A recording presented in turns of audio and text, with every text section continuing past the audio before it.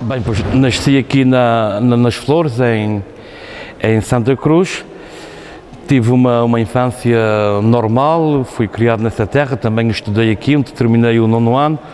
Depois fui para o seminário, onde tive 3 anos, depois saí. E mais tarde, 5 ou 6 anos depois, entrei numa congregação que se chama Os Sagrados Corações, e onde viajei diretamente para Lisboa, onde estudei na Universidade Católica. Depois fui mandado para Sevilha, onde fiz o noviciado na congregação, estudei em Sevilha. Depois de fazer o noviciado, fui mandado para Madrid, onde completei a carreira na Universidade de Comilhas, uma universidade de jesuítas, e depois fui mandado para a África, para Moçambique, num ano que nós chamamos um ano de experiência pastoral. E aí estive em Moçambique então durante um ano, onde a minha missão em Moçambique era evangelizar as comunidades do meio do mato, ou seja, passar os fins de semana em pequenas comunidades de 20 pessoas, 30 pessoas, com muito 200 pessoas, e tínhamos sempre um tema a tratar. Por acaso o tema de 2004 que nós tratámos no meio das comunidades era sobre o Evangelho de São Mateus, e então eu estava responsável pela parte da formação dos catequistas. Foi um ano muito rico, uma experiência maravilhosa, o contacto com uma outra realidade, com outro continente, com culturas diferentes, com muitas tradições, mas sobretudo também o aspecto da pobreza. Uma coisa era a noção que eu tinha da pobreza que via por meio da televisão, e outra coisa era o contacto que eu tive lá com os pobres, um contacto real, uma vida dura, difícil, onde vi crianças morrer nos meus braços, jovens, idosos não, porque a esperança média de vida é 40, 44 anos, raríssimo chegar aos 50, isso na zona onde eu estive, no interior de Moçambique, uma pequena vila chamada Inhaminga, na província de Sofala. Essa foi a grande experiência de pastoral que me chamou a atenção este ano, um ano em Moçambique. Um ano onde descobri um novo mundo, uma nova realidade que sabia que existia, mas pensava que não era tão dura. Há outras experiências na minha vida como religioso, sobretudo na Europa. Dediquei muito à pastoral jovem, pastoral juvenil, a formar grupos de jovens. Estive em Espanha com vários grupos. Posso dizer que nesses 13 anos de vida religiosa passaram pelas mãos mais ou menos 2.000 jovens. Alguns já são casados, já são pais. Recordo uma rapariga que conheci há 12 anos, no ano passado fui casá-la, já está grávida, dentro de pouco tem o seu primeiro filho, ou seja, conhecia ela sendo adolescente, e foi um processo também bonito de evangelização, de anunciar Cristo, de viver. E isso faz-nos também crescer, e depois de vários anos tu vês o fruto do teu trabalho de pastoral.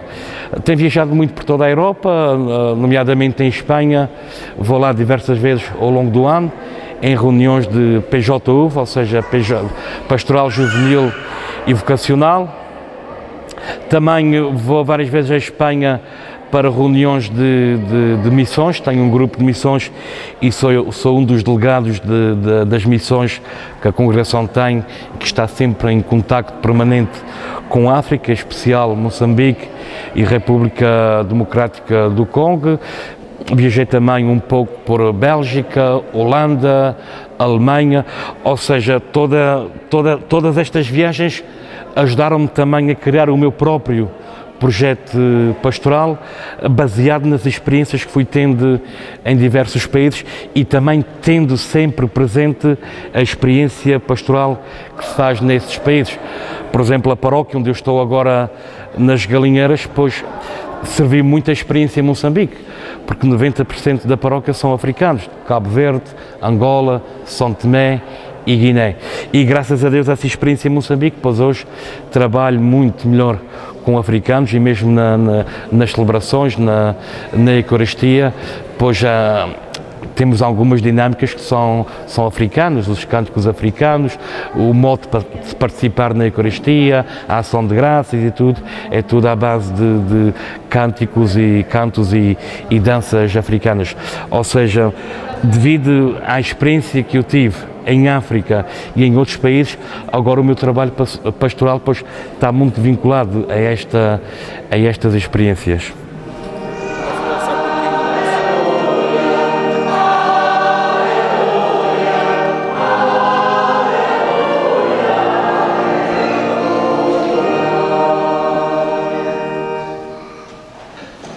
Vemos no Evangelho de hoje que o Senhor convida-nos a estar atentos e vigilantes, porque o verdadeiro discípulo, o discípulo que tem fé, não pode ficar de braços cruzados perante a sua palavra.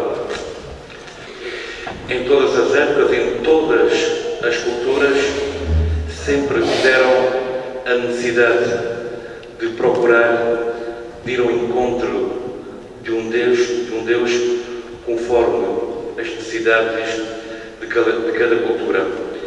Esse Deus, na história, dá-se a conhecer, aos poucos vai-se revelando e vai criando um projeto de salvação para cada homem. Neste ano da fé, somos convidados, cada dia que passa, a cuidar mais a nossa fé. Não só a cuidar a nossa fé, como também a aprofundar o conhecimento da fé de cada um de nós. Caríssimos irmãos, ter fé, um cristão que tenha fé, tem que ter fé nos bons momentos e nos maus momentos. Nos momentos de glória e nos momentos de paixão. Como é que vai o coração do ser humano? Um coração onde habita, por vezes, a raiva, o ódio, a guerra, a injustiça, mas também um coração de habita o amor, a abertura aos outros, a ajuda, a luta pela igualdade. Depende muito do sítio. Depende muito do sítio onde nós trabalhamos com jovens ou onde temos jovens para trabalhar. Por exemplo, em Sevilha, na paróquia onde eu trabalhei e no colégio onde estava a trabalhar, nós tínhamos mais ou menos 12 grupos de jovens e cada grupo continha entre 15 e 20 jovens. Estamos a falar de jovens dos 14 anos aos 23, 24 anos. E víamos que esses grupos de jovens, pois, era gente que vivia a sua fé, era gente com uma grande capacidade de ajudar os outros, era gente que fazia voluntário, jovens que se preocupavam por certas e determinadas questões sociais, jovens que pertenciam à igreja, viviam a igreja, eram animadores de pastoral, alguns catequistas, ou seja, depende muito do sítio.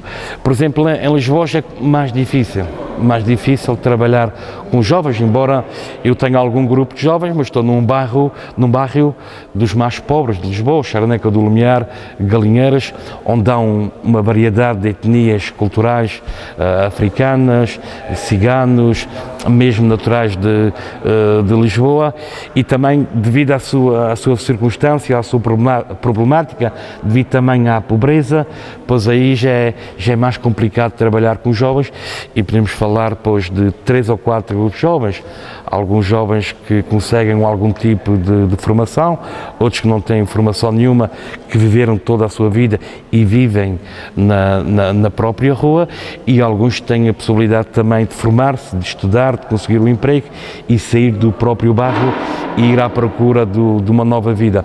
A nível de fé, a nível de igreja, nesses bairros é muito complicado, porque não se iniciou um trabalho quando eram crianças, não se deu continuidade a um trabalho quando eram adolescentes, e então nota-se essa dificuldade. Em relação, por exemplo, aos Açores, pois os jovens, a nível de igreja, sinceramente, penso que querem pouco. Há algumas paróquias que têm uma boa comunidade de jovens, há outras paróquias que a participação de jovens é quase nula, principalmente na Ilha das Flores, pois há uma paróquia ou outra onde a participação nos sacramentos por parte de jovens é razoável. Recordo-me perfeitamente de uma paróquia que até gosto muito, que é Ponta Delgada, onde na Eucaristia participam adolescentes, crianças, jovens casais, gente de meia idade e idosos. Vê-se que aí houve algum trabalho pastoral, vê-se que também há continuidade. Mas de uma maneira muito geral, não podemos criticar os jovens que são assim, que não se preocupam pelas questões sociais, que não se preocupam pela igreja, que não se preocupam pela família. Há jovens, alguns preocupam-se muito por essas questões e outros não, como tudo na vida. O grande problema é que a percentagem que se preocupa ou a percentagem que frequenta a igreja, que faz voluntário, que está em alguma instituição de solidariedade, é uma percentagem pequena. E isto é o grande problema e a grande questão que nós estamos a pensar e ver o que é que se pode fazer. A Igreja está na iminência de abrir mais os seus horizontes, de abrir as portas a outros horizontes? Sim, eu penso que na história da Igreja, pois, há uma parte da Igreja que pode ser criticada. Uma parte da Igreja que lutou pela força, que lutou pelo poder, mesmo pela acumulação de riqueza, basta ver o vasto património que nós temos, mas também há uma parte da Igreja simples, humilde, uma Igreja aberta. E na minha opinião, se formos a ver, ou se estivermos presente toda a história da Igreja, eu penso que neste momento que a Igreja está a viver a melhor época de sempre. Uma Igreja aberta, uma igreja mais evangelizadora, uma igreja que tenta levar Cristo às pessoas, uma igreja muito mais solidária. Basta recordar que neste momento os grandes movimentos que estão a combater a crise económica que há aqui, a pobreza que Portugal vive, são todos movimentos ou instituições da Igreja. Caritas, Banco Alimentar, por exemplo, duas grandes instituições que nasceram da Igreja e que estão a matar a fome a milhares e a milhares de pessoas. A verificar também as coisas positivas que a Igreja fez ao longo da história. Os primeiros colégios nasceram da Igreja, as primeiras universidades nasceram da Igreja, ou seja, na história da Igreja há muita coisa que se pode criticar, mas também ver os aspectos positivos que tem a Igreja e aquilo que a Igreja fez no mundo. Claro que a Igreja não avançou como o mundo avançou. Penso que a Igreja, a algum momento, ficou parada no tempo e, graças a Deus, pois, com este Papa, estamos a ver que quer abrir mais a Igreja e tornar esta Igreja, pois, mais pobre, mais humilde, uma Igreja que esteja com as pessoas, sobretudo com aquelas que mais necessitam, não só necessitar de ajuda, como também necessitar de evangelização, de escutar a palavra do Senhor. Penso que isso é muito importante. Mas neste momento, com o Papa, os últimos dois Papas, tivemos um Papa muito intelectual, o Ratzinger, talvez, na minha opinião, o Papa mais inteligente em toda a história da Igreja, e neste caso com o Papa Francisco, pois o Papa mais humilde. E a Igreja não tem falta de doutores, a Igreja já tem bastantes doutores, tem falta de pastores. E penso que o exemplo do Papa, pois é o exemplo de um grande pastor que está abrindo a Igreja ao mundo e que está a dar-nos um grande exemplo de como ser padres, pastores, estar perto do povo, próximo deles e passar o tempo e perder o tempo com aqueles que mais necessitam da nossa ajuda.